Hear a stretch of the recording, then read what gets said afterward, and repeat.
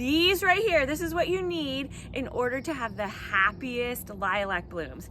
When you cut a lilac off of your big bush, a lot of times they'll wilt, and here's why. They're not able to get enough water. So first, use your sharp snips, and come over here, Bella, let's show them.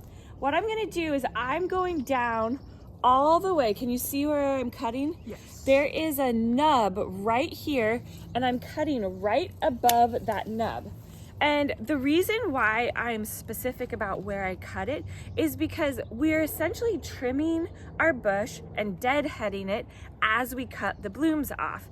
And I'll do a whole nother video later on the best way to trim your lilacs to get the most blooms, but also to have the happiest shape. But as you cut your lilacs, you don't want to cut a really short stem, because we want to actually go down to where that next nub is on your bush. Now, if I put this into water, all of this bark right here is going to keep the lilac from actually soaking up the most water, which is why when you put this, if you cut this, you stick it in your vase and it wilts. That's why it couldn't get enough water. So now on to the second part. We got to get our hammer, okay? Hammer, and then this rock is part of our garden anyways, just our path, and I use this as the spot where I open up the stem. Now, sometimes people like to just use their snips and cut it up.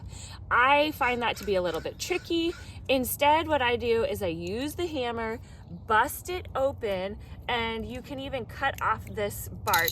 Now our stem is really open. Submerge this in water, and that is going to be the happiest lilac bloom.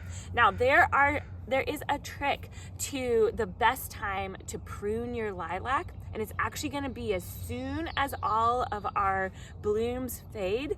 That's when we're going to come out and prune it. So I'll be back to show you exactly how we prune ours.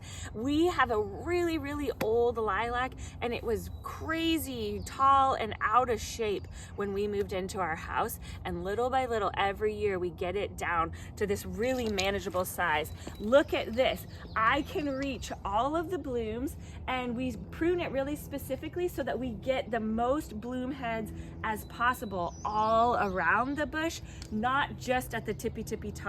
And so we'll show you how to prune it as soon as all of these blooms have faded. But for now, we're gonna enjoy them. So make sure you get your hammer and you give it a good whack before you put it in your vase.